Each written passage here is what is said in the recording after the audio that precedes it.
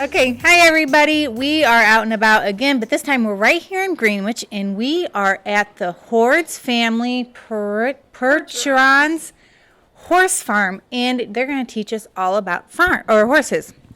Hello, Abby. Hello.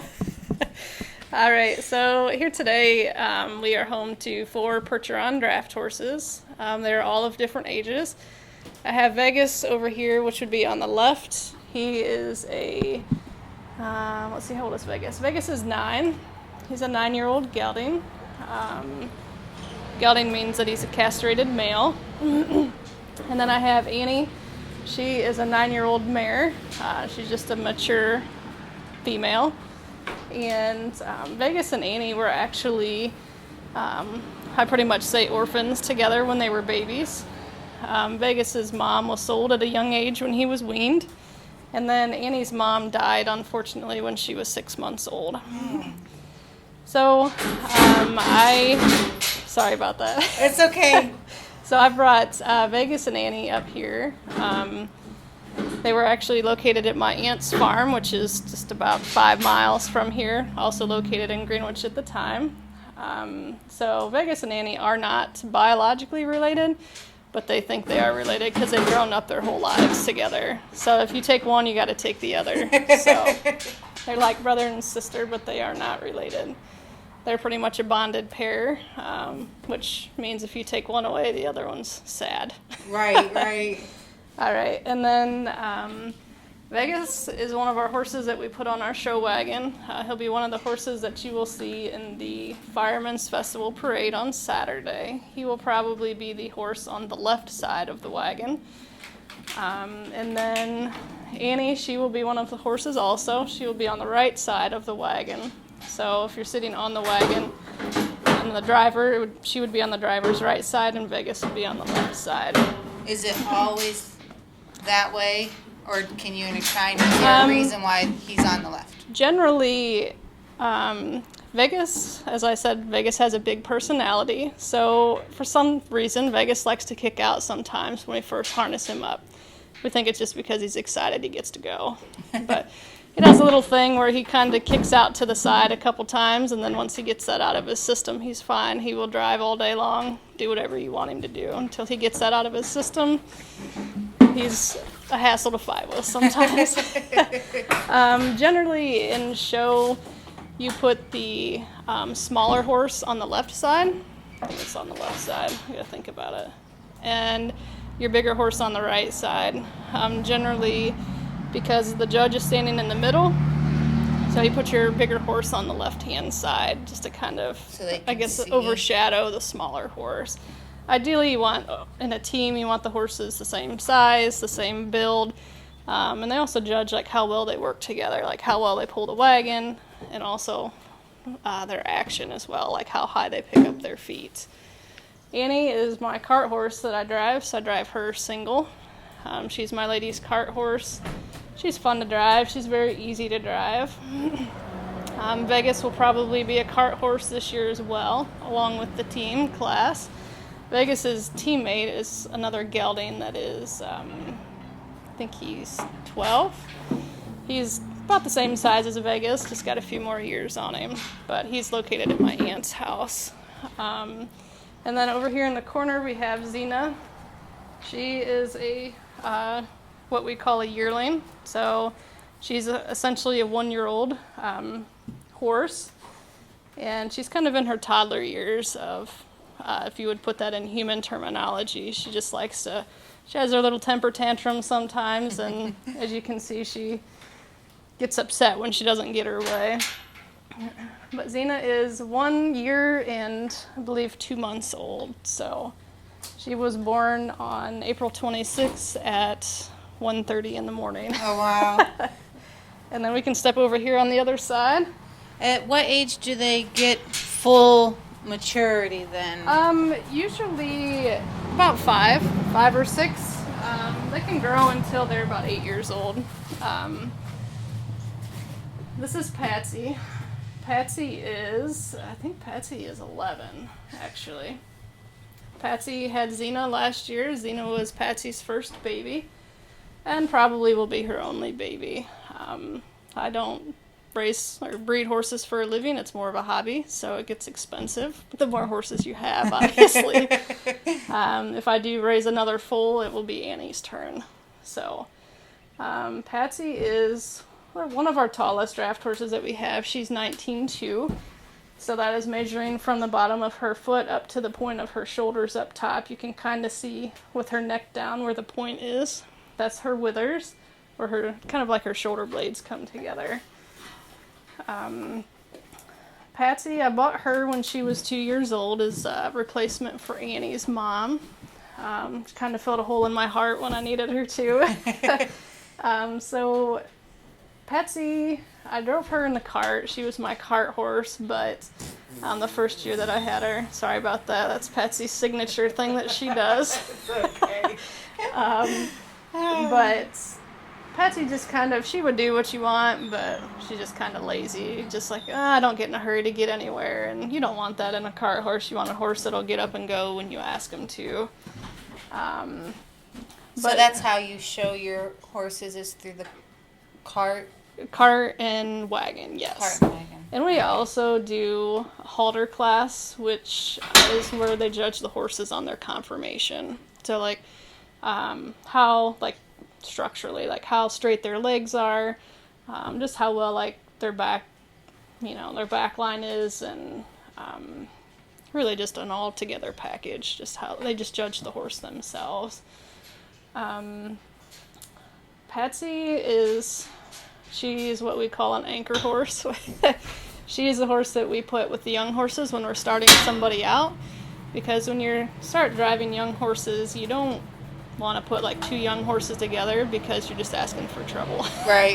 It's like two toddlers together. So I got that. Usually put a mature, experienced horse with a young horse, because they're your anchor essentially. If that young horse tries to take off, they'll just be like, no, we're not going anywhere. So really, you use like a bigger horse, or just a been there, done that, a horse that will listen to you, so you don't have to worry about them running off with you or having an accident. So Patsy is good for that. Patsy does go to the fairs, but I do not show her in the hitch. I have thrown her in last minute a few times just because of horses being lame or something going on. So Patsy does fill a part there. She'll do it, but when you have Patsy in the hitch, you're probably not going to place, but that's okay. We're just a hobby. So I also ride Patsy. I ride English and Western. Western is what like cowboys would ride in, the big long saddles when they're working cows. English is more of like an eventing type. English allows the horse's bodies to move more freely.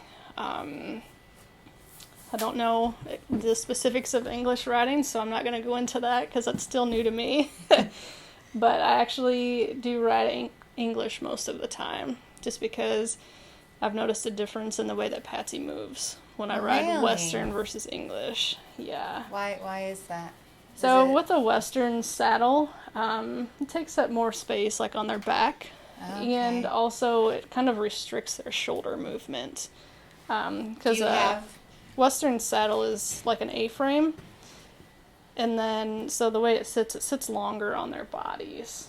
I've got one over in the barn. I could probably get it out and show you guys. But Western saddle is more of like a working saddle. Like if you need to rope calves or just a long riding saddle. But with English, the saddles are smaller. It's really just got a place for your butt and your legs. Okay. And it allows their shoulders to move freely because you're not sitting right up on their shoulders. When I started riding English, I thought, no, there's not much of a difference. I can't really tell. And then when I started riding English, I decided to ride Western at a fair that we go to because I'm like, I'm not that good at English. I'm not confident in it. And I rode her and I could just tell a difference. She's like, you could just feel, she just had her shoulders tight and she was like, I can't move. So pretty much ever since then, I've only ever ridden English. Neat. So Patsy, I have had one mishap of sliding off of Patsy. I did not fall off, but I I was slid about to off. say, did you fall that far? No, we was out riding in the field and things were going fine, so I kind of let my guard down a little bit. She was relaxing riding when we was out riding, and all of a sudden she seen a hole and she thought it was going to get her. So she jumped right and I leaned left. So I did not fall off. I just could not regain my seat. So I just wrapped my arms around her neck and slid myself down off of her. Oh, wow. And once I got my feet on the ground, I told Patsy, whoa, and she kind of looked at me like, what the heck are you doing standing like that? That's one of those things that I laugh about it now, but you're kind of mad when it happens. I'm glad it was Patsy, nobody else, because that could have been a lot worse. They could have taken off with me. I could have fell, broke a bone. I do wear a riding helmet when I ride, just because it's a long ways down. Yes, yeah. That's only, I think, maybe the second time I have ever, I'm not even going to say I fell off of her, because I didn't, but that's really only the second time I've ever had a mishap with riding horses in all of my years that I've been riding. How many years has that been? I started riding when I was a teenager, probably. So it's been a good 15, 16 years. 15, 20 maybe. We don't have to be specific. But I just ride for hobby. I don't ride competitively. When I was younger, I thought I would like to, because draft horses can be just as versatile as riding horses. Yeah, they don't have the speed necessarily, but there's a lot of people that use them for dressage riding. And what is that for the kids? What is that? Dressage riding is kind of like dancing for horses. It just the way they move their bodies. They use their whole bodies to move instead of just, like walk, trot, or they do like a side pass, which is the horse step sideways.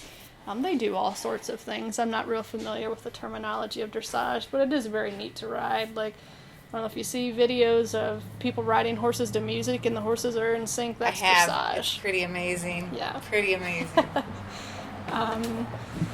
But a lot of people do like drafts for that, and they also, there is a market for draft cross horses, meaning one parent is a draft horse and one parent is like a saddle horse.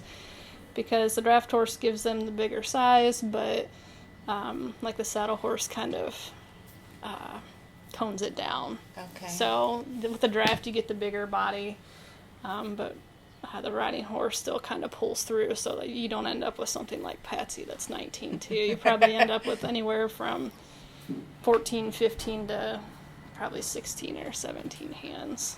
And then the riding horse is more flexible probably too then, or no? Yeah, they can be. Just because they're not, like if you compare like an Arabian to a Percheron, like Arabian is like a, how do I want to say it? Like a gymnastics, and a draft horse is a weightlifter. Like Arabians are light on their feet, quick movers, very smart. Draft horses are too. Patsy is a very smart horse herself. Now, how many does your family have all together then? So, as a family, like my dad's sister Lisa and I own all of the horses. Like she has her own and I have my own, but we share. Like we go to the fairs together. We share equipment. I think altogether we have 9. I'd have to stop and think about it. That seems, let's see. Okay, so I have Annie, Vegas, Patsy, Xena. I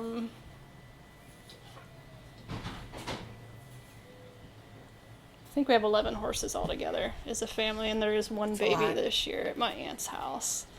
So, we usually only raise one baby a year, just because it's a lot of work, As with human babies, there's a lot that can go wrong, and pretty much like once the babies are here, the mothers do all the work, obviously, but you have to keep the mom's nutrition up so that she can provide for her baby as well. So last year when Patsy was supplying all of the nutrition for Xena, Patsy was probably eating probably close to 8 or 9 pounds of feed a day, like grain wise, not including hay. But with horses, you want to feed their forager, so you want to feed them mostly hay, and the grain is more of just like a supplement for like their vitamins and minerals, weight gain. But Patsy was eating a lot of hay at that time, like a standard square bale of hay. She was eating about 3/4 of those per feeding. So it's just, because really you're feeding 2 horses. Right. And how much does a horse normally eat then? Every horse varies. It just depends, really. Xena eats 5 pounds of feed right now a day, but she's growing, so she's actually eating more than what the mature horses are. Annie probably only eats maybe 2 pounds a day, because she gets about 1/4 of what everybody else does, just because, as you could tell, she's a deficient eater. She doesn't need a lot of feed to be nice and round. Vegas, he's a horse that he's a little harder to keep weight on him. It's just his body style. And Patsy is also just kind of a taller, longer, lean horse. They have different nutritional needs, so I do feed them all the same feed, but it just varies as to how much this horse gets. And I do feed a supplemental mineral for them also, and they get oil. Oil is a good digestive source for them. It provides additional calories, and it also keeps like their intestines moving, so they don't get, so they don't stop working, so they don't get backed up. And it's good for their hair and their feet. So just kind of helps keep moving things along for them, and it has a lot of good benefits as well. It's like a soybean, I think it's soybean based oil, but there's a lot of different oils out there. Soybean oil, coconut oil, some people feed vegetable oil. It just depends on what your preference is and what you think does best for your horses. Vegas and Patsy are probably about 4 pounds a day, just in grain, not including hay. So she was doubled then. Yeah, her feed pretty much doubled. I was actually feeding her an additional what we call beet pulp, which is a dried plant, and you put water on it and it absorbs, so it expands once it gets water, and it's a good source of fiber for the horses. Like horses, they need fiber to keep their systems moving, just like humans do. So feeding beet pulp can also be a bodybuilder, and it has dietary benefits to it also. Okay, we are watching Abby get Annie ready. She's going to show us how she grooms the horses.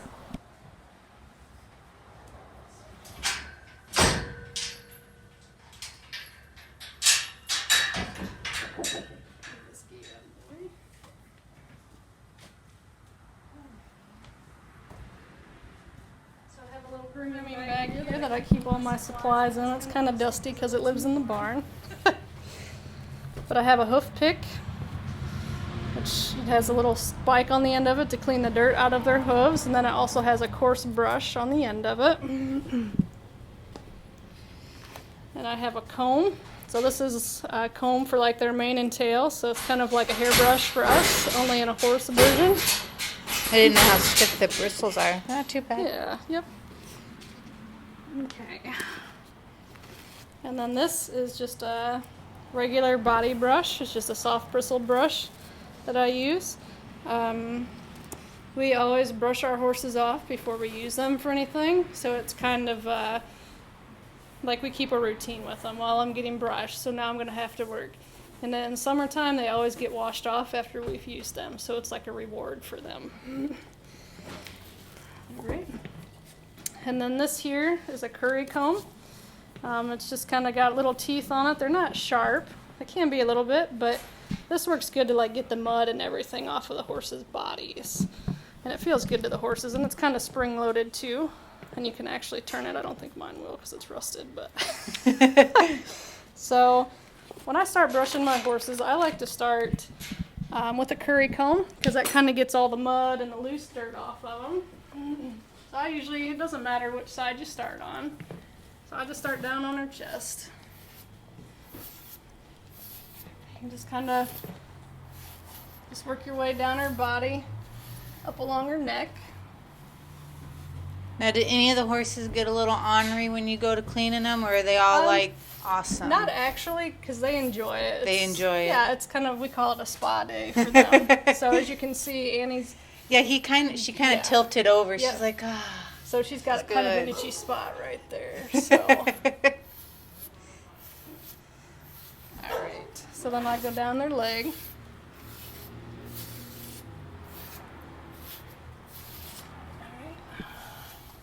And I go across their withers, which is their shoulder that we talked about earlier. And you just kind of go with the way that the hair grows. So you want to get up on their back. As you can see, the dust is rolling off with dirt. And this is a nice brush to use, the curry comb. In the spring and in the fall, when the horses are shedding their coats, it just helps peel that loose hair off. You can come in here if you'd like.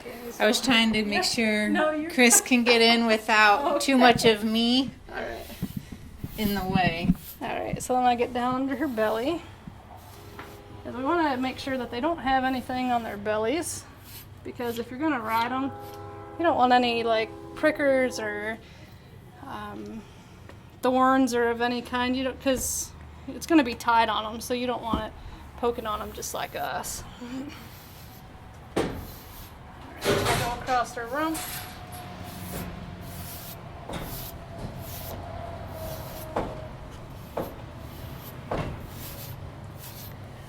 I'm going to go down her leg so you can kind of see there's dirt there. So when I use this comb, it peels it off. I comb her on the inside. My goodness. All right, and then if you come back here. Makes them feel really smooth, huh? Yeah, and I'll have her step over. Step over, Annie. Step over. All right. And when you speak to horses, like when you ask a command of them, my grandma always taught us that you ask them like you, like I did, you went from one side to the other. So you ask them to get over, and you give them a couple seconds just to process what you want. We do that in the hitch also. In horse shows, like there's a part where we have to pull in and line up, and then we have to back our horses up and pull them forward.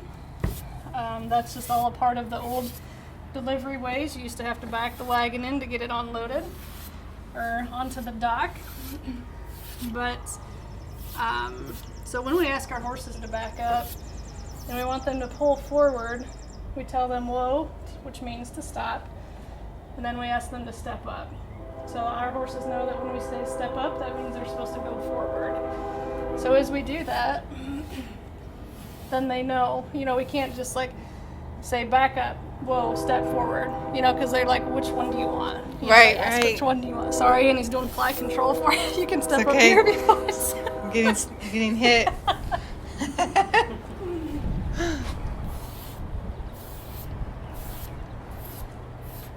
So all of my horses that I have here are black.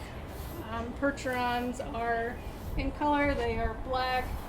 They are gray, which are the horses that you see with the big dapples sometimes, or even the horses that are white that are used in parades or carriages. Those are usually Percherons. The gray horses lose their dapples over time, so they turn white. Oh, really? Just because they're white doesn't mean that they're old. It's just that they have lost the colored pigment in their hair, and it's their genetics. Like they're supposed to be white.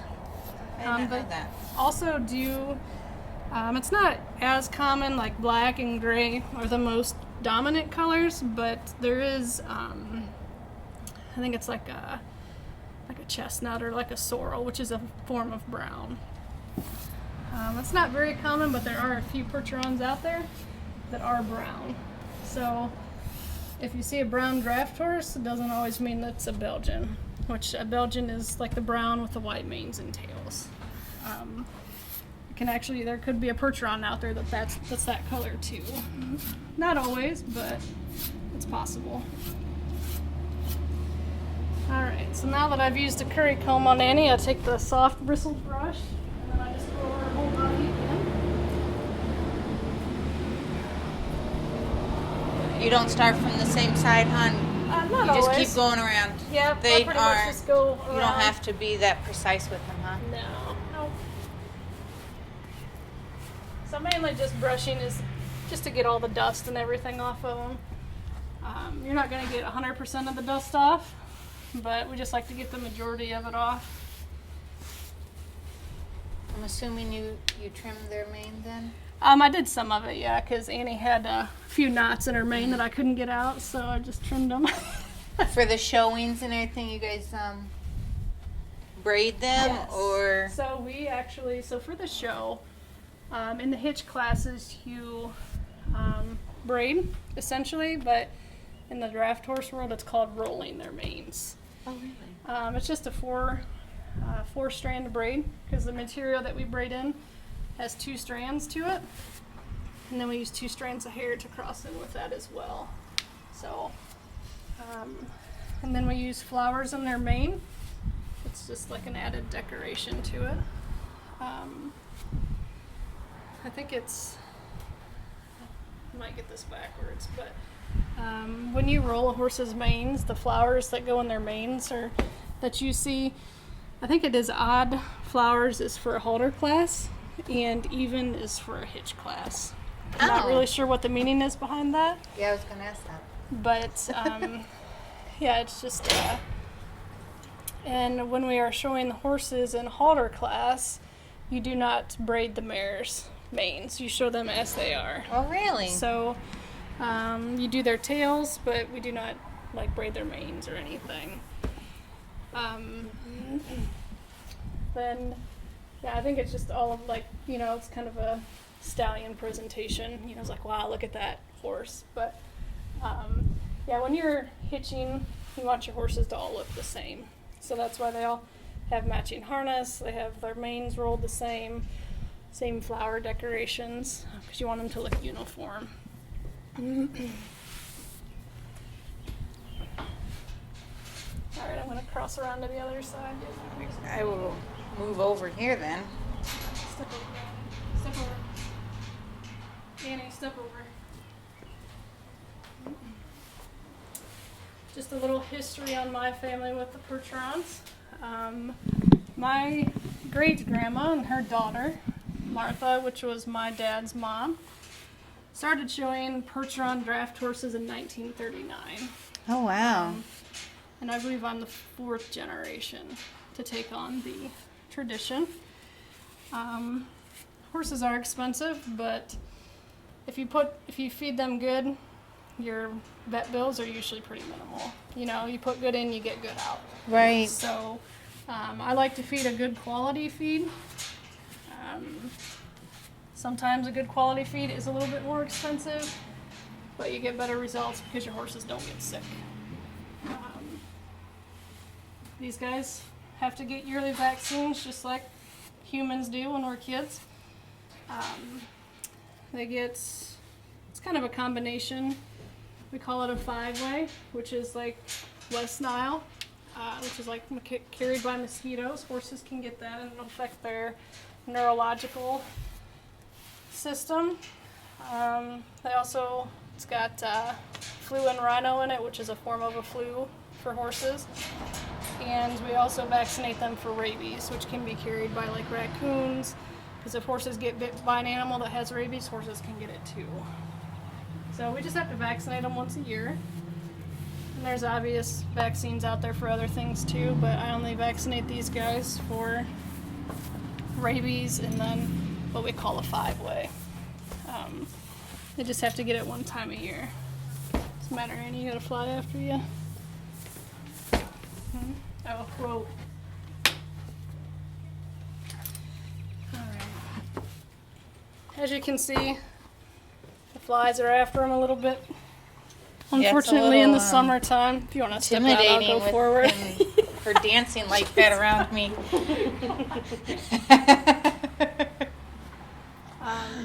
So these guys actually, we do not put them outside during the day. A, because the flies are so bad. And B, they're show horses, so if they're out in the sun, it fades their hair. Oh, So it just makes them a light brown, and then you take them to the fair, and it's like, well, that looks like a brown horse, not a black horse.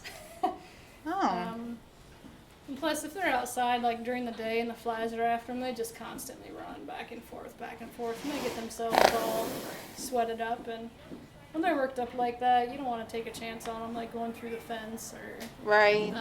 you know, because if they go through the fence and get out, then that's a whole another can of problems that we have to deal with. All right. So I got Annie's body brushed off. So now I'll brush her mane and tail. This is what we call their forelock. So it's just, I don't know why it's named that, but this is their forehead. And this is their forelock. So a lot of times you'll see it braided. If a horse is at a show, we also put ribbon in it and braid it. So just like our hair, just brush it straight down.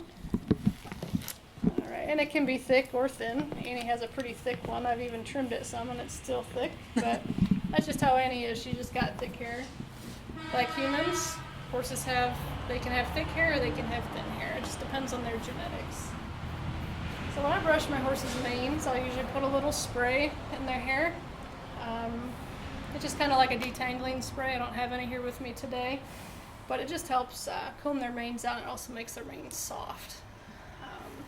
When we wash them for a bath, for a show, we put a spray in their hair after we've washed them, and we also just do like a misting of a body spray that helps their hair stay glossy, just to keep them clean.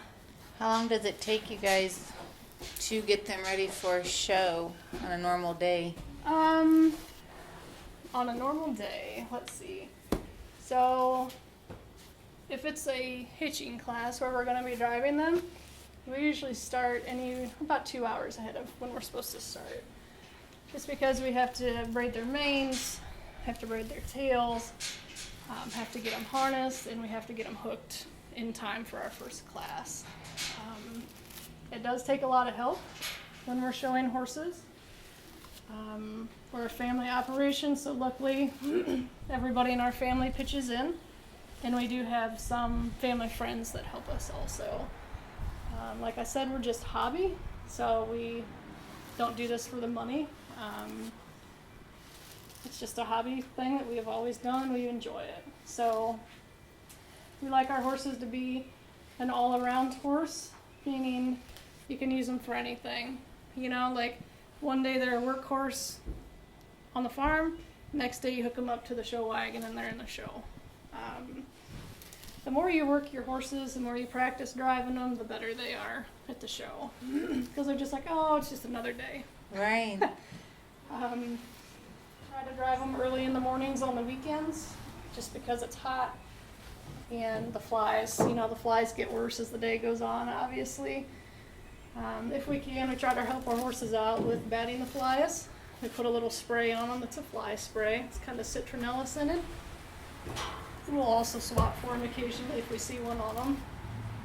Our guys are used to us swatting flies on them, so they'll usually stand for you because they know that you're going to take care of it for them.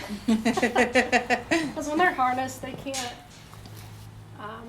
move their bodies as freely, and they have, they can't swing their heads around or kick however they need to get the flies. So if we can, we'll help them out. We usually just swat the flies for them. All right. And then where Annie's halter sits, we keep trimmed what we call a bridle path, which is we just keep the hair cut down because that's like where our halter sits and like where their bridle would sit if we were driving them. So it's just one less thing to get caught up in their bridle. We just keep their mane trimmed. All right, so I have Annie's mane all combed out. Annie's mane is a little bit long just because we didn't show or anything last year because of COVID. So we just went ahead and more or less let everything go because we're like, we're not doing anything, so Right. we'll just let it go. We usually try to let their manes be natural, but if they do get knots in them and we can't get them out, unfortunately, we do cut it. The more you keep ahead of it, the better off it is because it makes less work later. All right. And then I come back and I comb Annie's tail, which is the same way as her mane. But I comb it out the same, just like our hair, if we were combing our hair.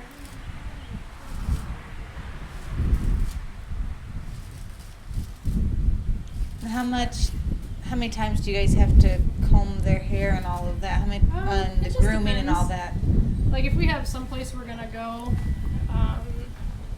we'll just brush them out a couple days ahead of time just to get all the knots and everything out, so it makes less work at the show. So we can just kind of run a brush through their hair and we're done. So, and I actually trimmed like their whiskers because they were pretty shaggy, so I did trim those. We keep their noses trimmed in the summertime. Just helps them look cleaner. And when you show them, you want them to be trimmed also. We trim their eyelashes. They get some whiskers that grow over top of their eyes, so we Oh, trim really? those as well. I don't know if you can tell or not, but horses only have eyelashes on the top. They do not have them on the bottom. Oh, yeah.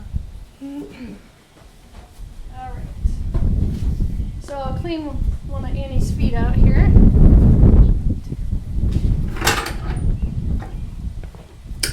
So when we trim draft horses' feet, we do freehand, which is the horse picks their foot up on their own, and then we pick it up, we clean it out.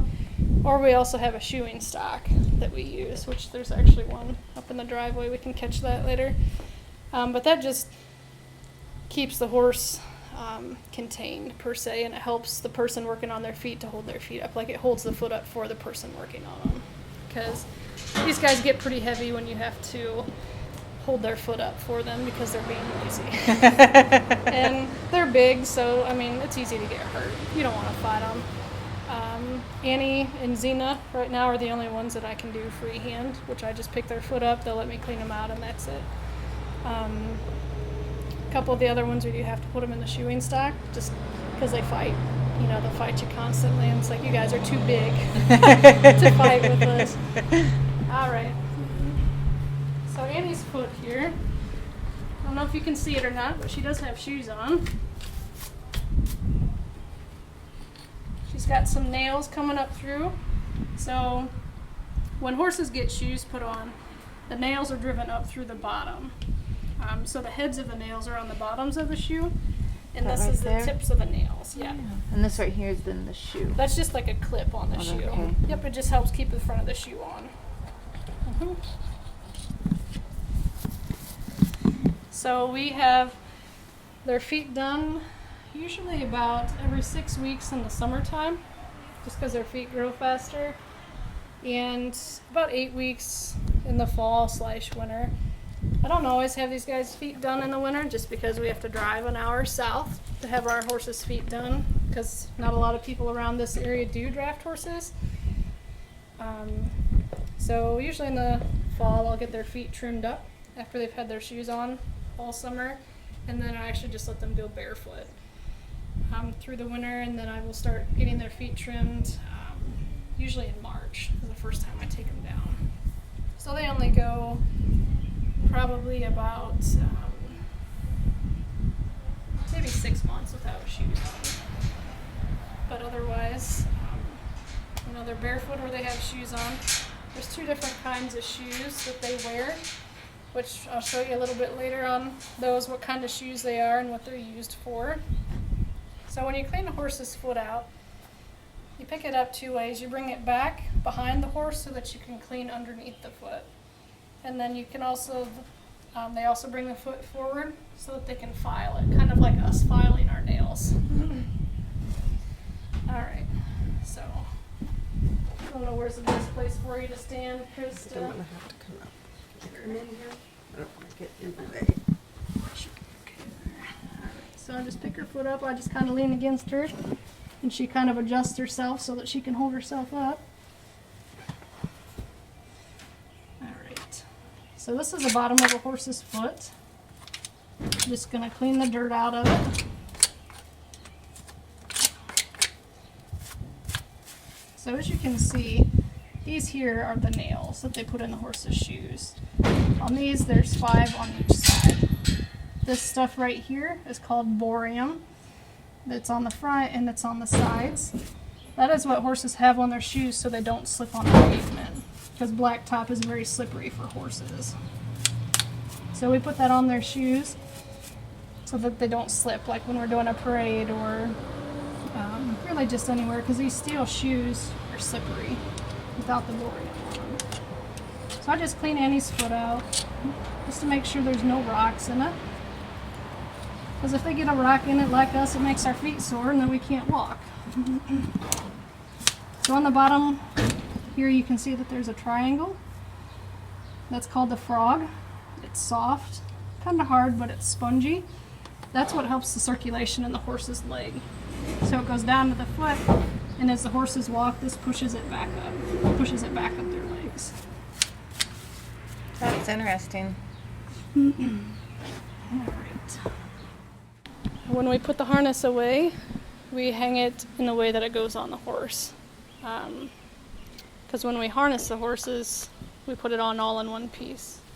So this is the front, this is what sits up, this is called the hames. These sit up on the collars that they wear, around their shoulders and their neck. This is the back pad, kind of sits up behind their shoulders. And then this is what we call a breechin. This sits over the horse's hips, and then this sits down on the sides of their legs. This breechin is the horse's brakes, essentially. When they're under load and they need to stop, the horses will sit kind of in that breechin. And that's what helps the horses stop and hold the weight.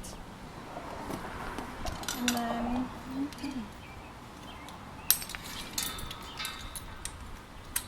this piece here also hooks onto the front of the horse, like under the collar where the hames are. This is called a martingale. So this is what helps the horses steer the wagon, because this piece here hooks into the front of the implement that you're putting them on, and that's what helps the horses like turn it. If you want them to back up, the weight is on this to help them back up.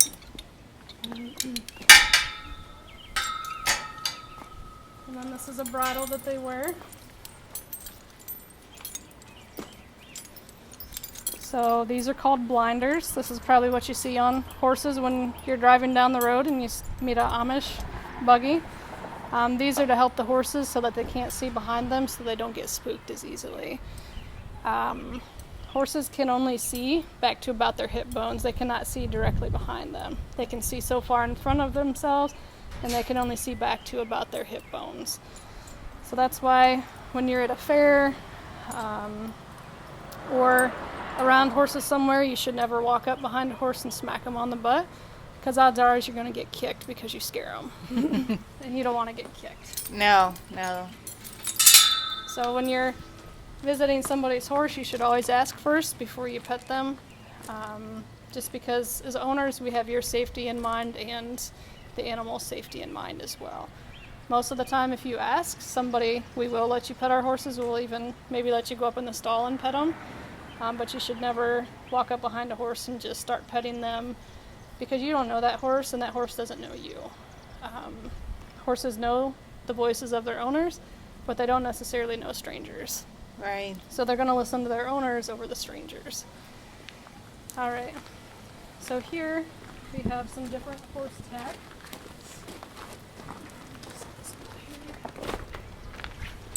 So when we was talking about Patsy, we have, I said I ride English or Western. This is an English saddle. As you can see, it's a lot simpler. There's a lot less to it than a Western saddle.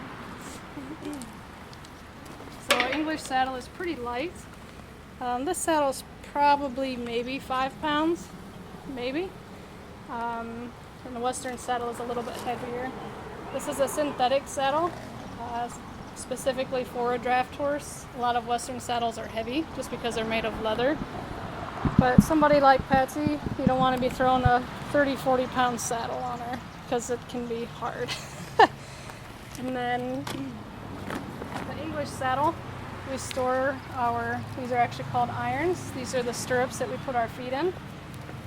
So we store them up so they don't get caught on anything. And if you want to like warm your horse up before you get on to ride, they're not just banging against the horse's sides while you're warming them up. Okay. And then a Western saddle, the stirrups are always down. It's just the style of saddle that it is. Here's the underside of an English saddle. As you can see, there's not much to it. That's actually pretty springy, like it expands. And then this is the Western saddle.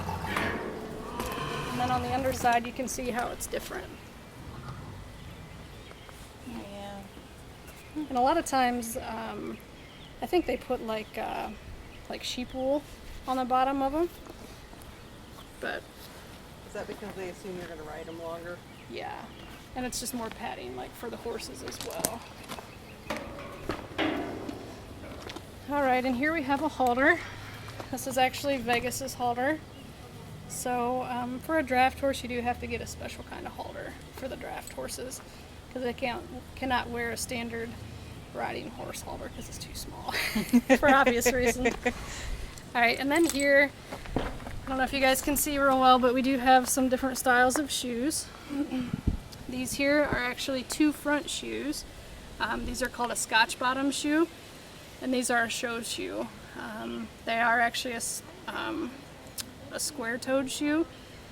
Not everybody likes a square toe, but that's now the trend that draft horses wear when they're in a show.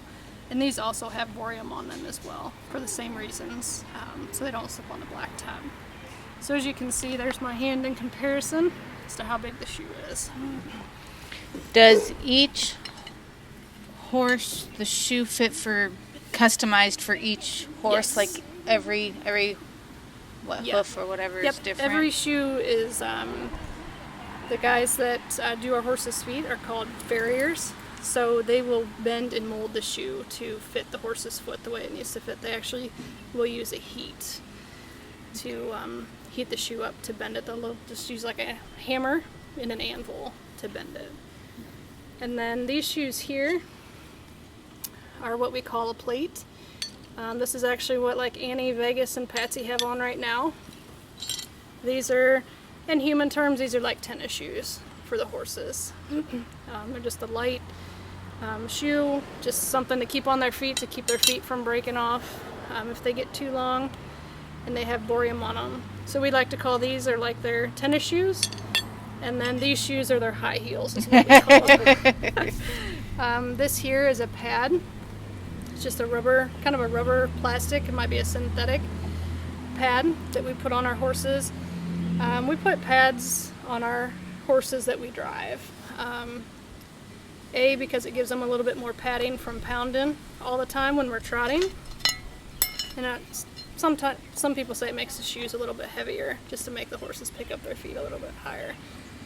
But it just fits into the shoe, and they just run the nails through it, and that's what holds the shoe on. When you have these pads on, you cannot clean the horse's feet. You know, it just works out, or like when you take the shoe off, then it just keeps it moist, keeps their feet moist. So it's pretty stinky sometimes when they take those off.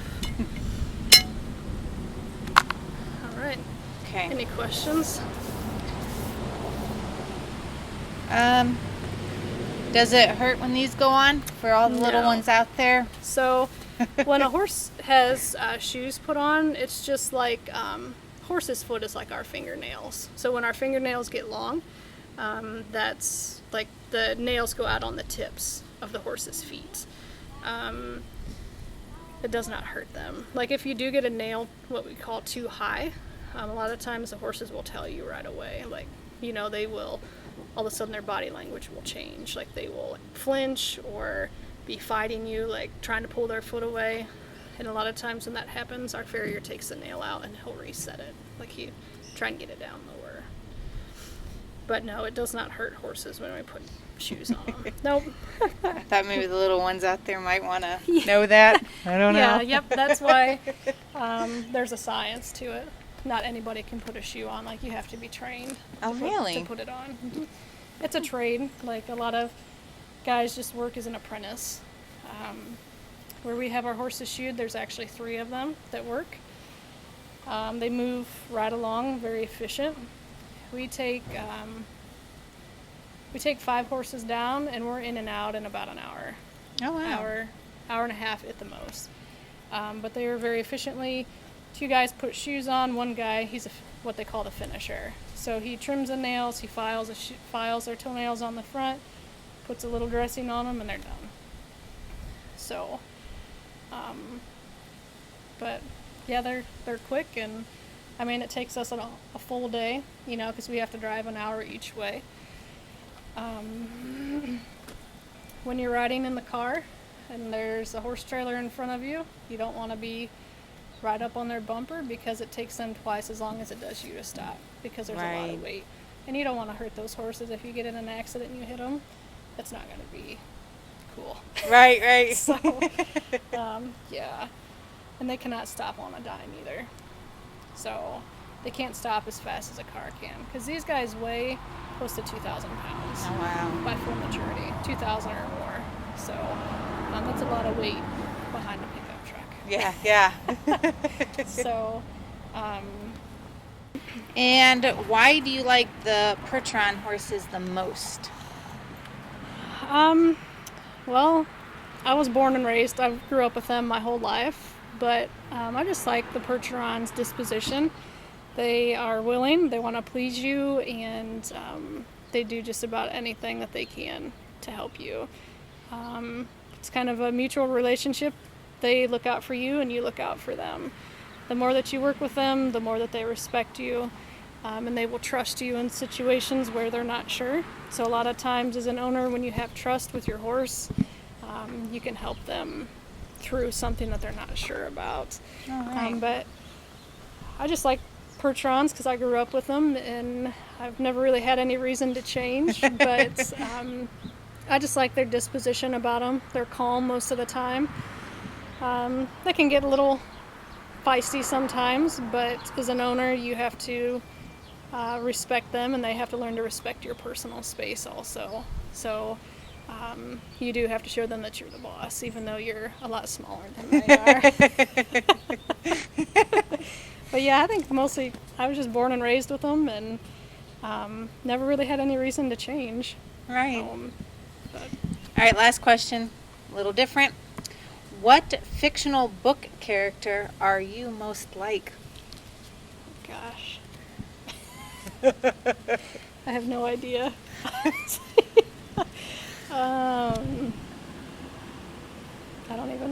I can't answer that one, I guess.